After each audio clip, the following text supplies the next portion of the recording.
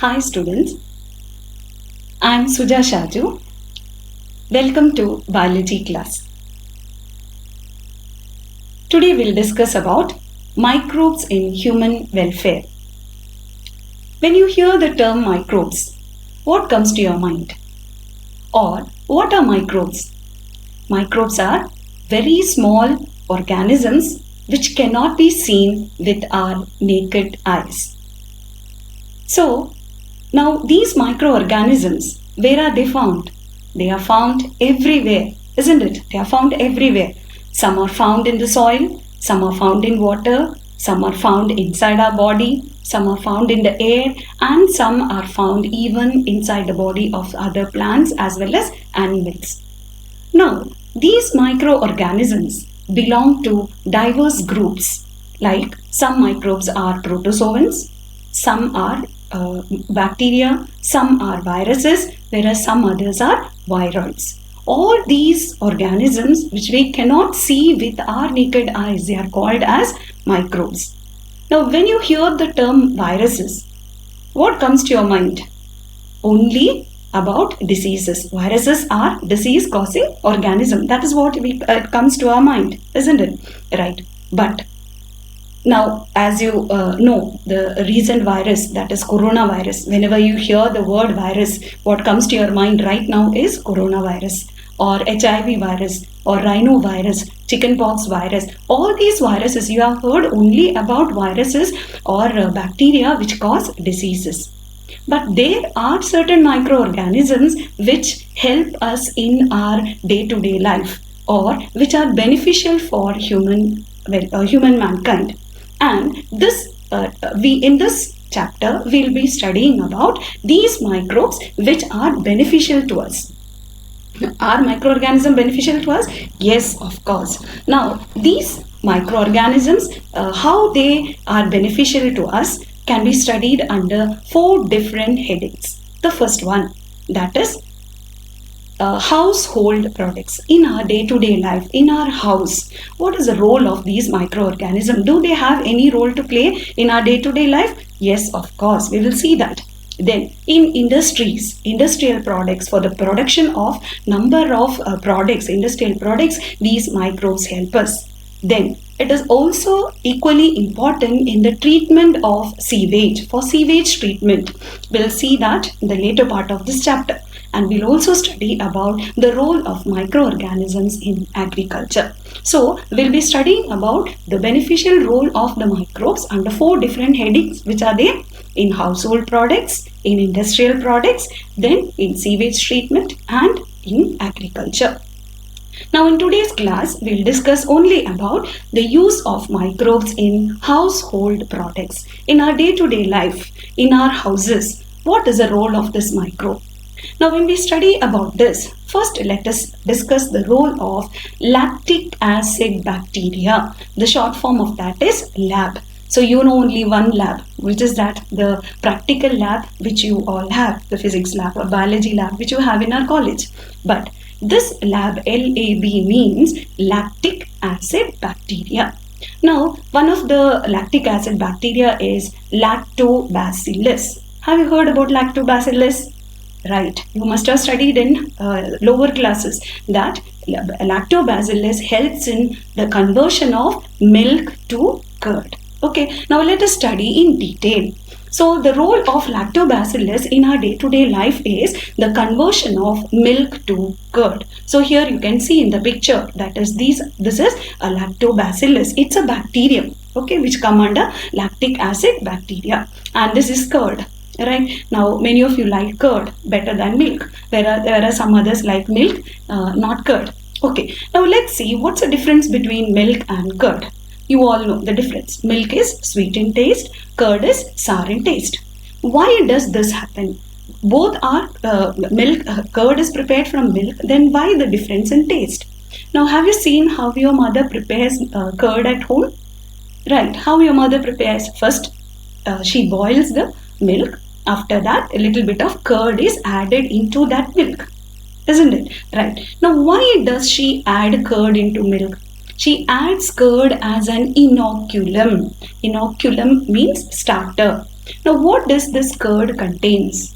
It contains a bacterium called as lactobacillus. Now, what is the action of this lactobacillus in the milk? When you add this curd containing lactobacillus into milk, what happens is the sugar which is present in the milk, that is lactose sugar, gets converted into lactic acid.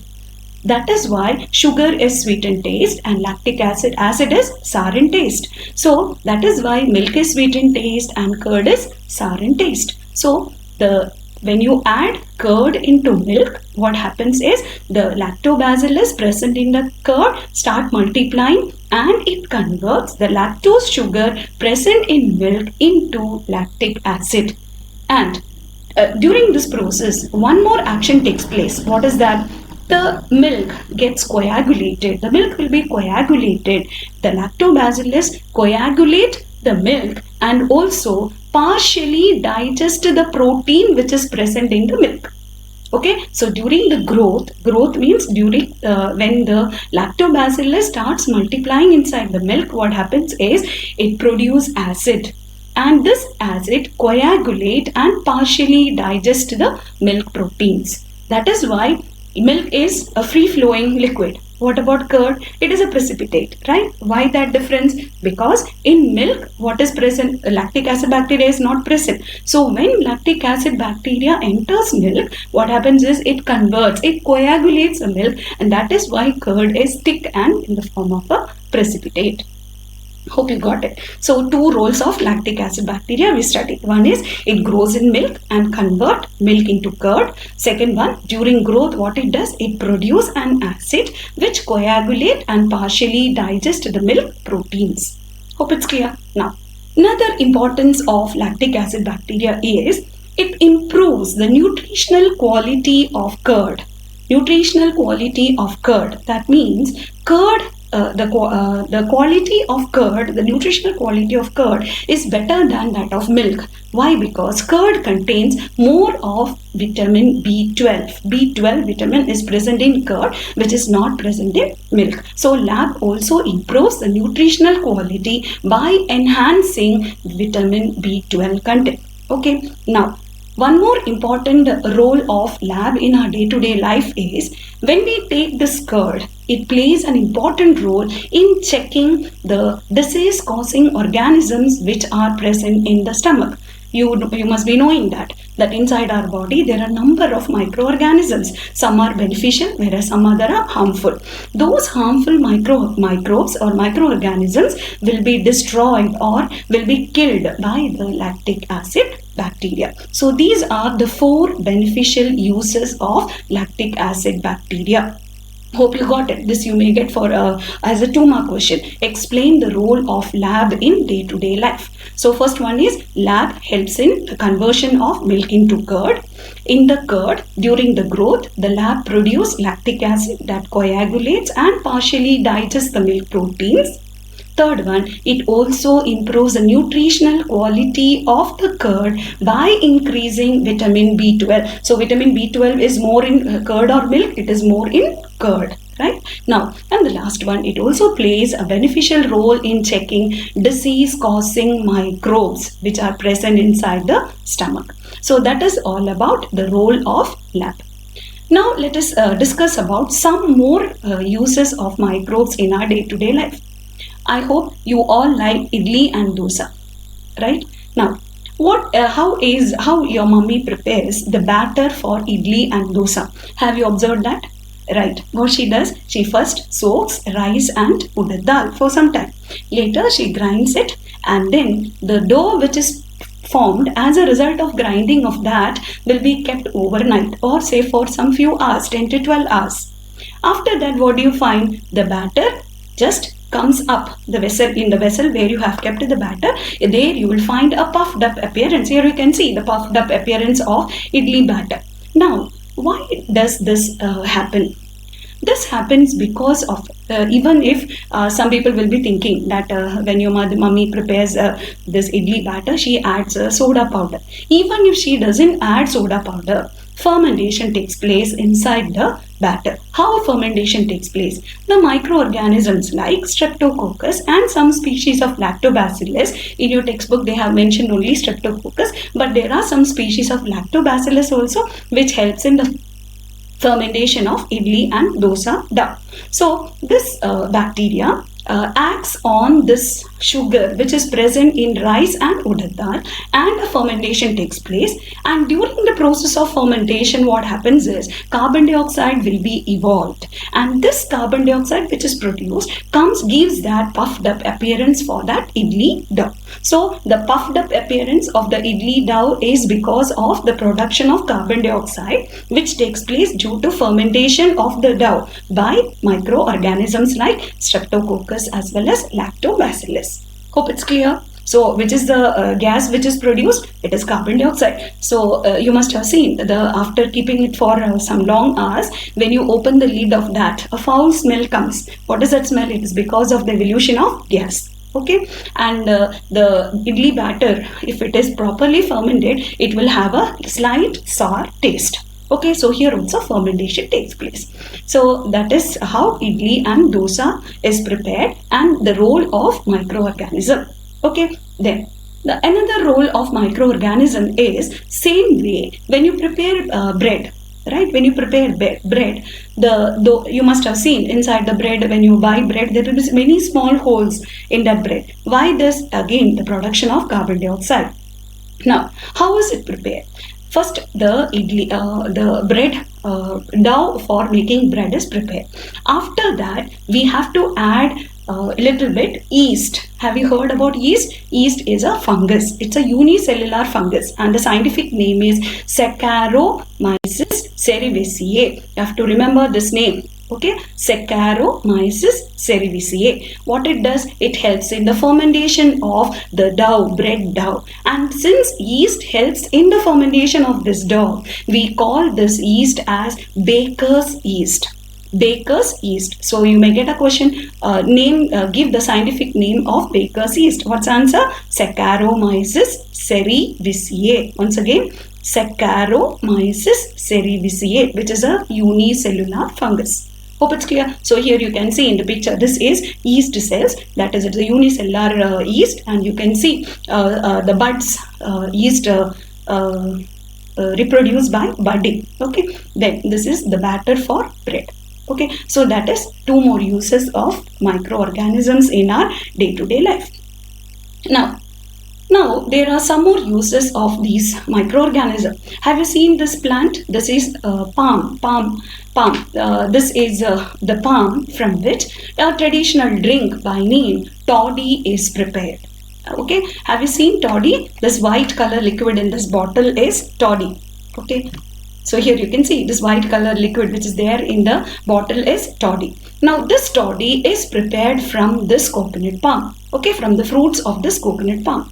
Now, how is it prepared? Again, it is a liquid, or the sap from the palms is collected, and if you keep it for a longer time, it undergoes fermentation. As a result of fermentation, what happens is it gives you an intoxicating effect. It has an intoxicating effect. So toddy is used as a beverage by especially by South Indians. Okay, so these palm trees are found in the coastal areas, and hence the usage of toddy is found more in coastal areas. So traditional drinks and foods, they are also made by fermentation by the microbes. Example is toddy. So you may get a question, name a traditional drink which is prepared by the fermentation by microbes. Your answer will be toddy. Okay, fine. Now the next one, you all like to have cheese. Yes or no? Cheese is a milk product. There are different varieties of cheese, and all these varieties are prepared by the action of different microorganisms. In your textbook, we have to study only about two specific cheese. One is Swiss cheese and the other one is Roquefort cheese. So two cheese we have to study. One is Swiss cheese and the other one is Roquefort cheese. Now what is Swiss cheese? Swiss cheese is cheese which is prepared by the action of a particular bacterium by name Propionibacterium shermani. Very important. try to remember this name because this will be asked for the exam. Name the bacterium which is used for the preparation of Swiss cheese. Okay, Propionibacterium shermani. And here you can see this is a cheese, Swiss cheese. And here you can see large holes. Now these large holes are because of the production of carbon dioxide. And this is by the action of Propionibacterium shermani. So a sure question for your exam. Name the bacterium which is useful in the production of Swiss cheese. Answer is Propionibacterium shermani. And why there are large holes in Swiss cheese? It is because of the production of carbon dioxide. Is that clear? Right. Now we'll move on to the next type of cheese, that is Roquefort cheese. This cheese is prepared from sheep milk.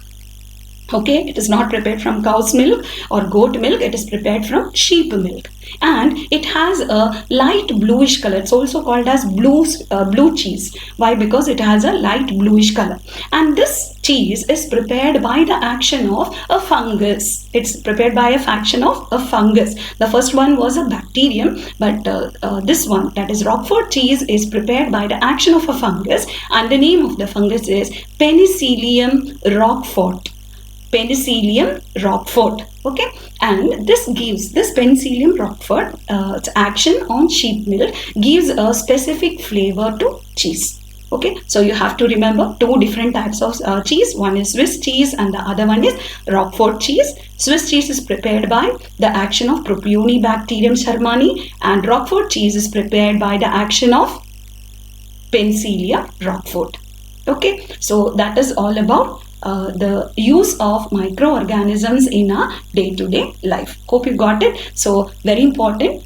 Sometimes you may get a 5-mark question from this, that is explain the role of microbes in household products. Then you have to write about lactic acid bacteria, that is lactic acid bacteria lactobacillus help in the conversion of milk to curd. Then it coagulates a milk and partially digests the milk protein. Then it improves the nutritional quality of the curd by increasing vitamin B12. It also helps in destroying the microbes, disease-causing microbes which are present in the stomach. Then you have to write about some species of Streptococcus and Lactobacillus is used in the fermentation of idli and dosa dough. Then carbon dioxide gas will be evolved. Then you have to write about traditional drinks like toddy is prepared by the fermentation of sap from palms. Then you have to mention about the two cheese, that is Swiss cheese and Roquefort cheese, which is again prepared by the action of, first one Swiss cheese is prepared by the action of Propionibacterium shermani, and Roquefort cheese is prepared by the action of Penicillium roquefort. Okay, so hope you all understood this. That's all for today. Thank you.